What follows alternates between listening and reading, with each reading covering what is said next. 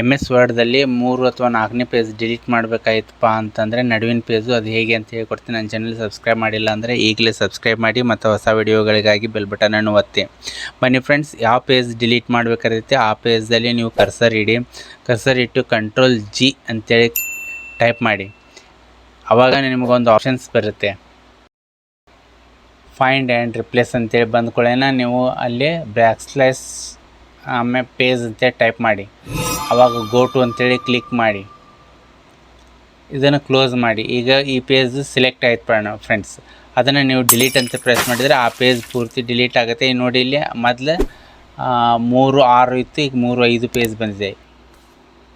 ಈ ವಿಡಿಯೋ ಇಷ್ಟ ಆಗಿದೆ ಲೈಕ್ ಮಾಡಿ, ಶೇರ್ ಮಾಡಿ ಮತ್ತು ಸಬ್ಸ್ಕ್ರೈಬ್ ಮಾಡಿ. ಮುಂದಿನ ವಿಡಿಯೋದಲ್ಲಿ ಭೇಟಿಯಾಗೋಣ. ಧನ್ಯವಾದಗಳು.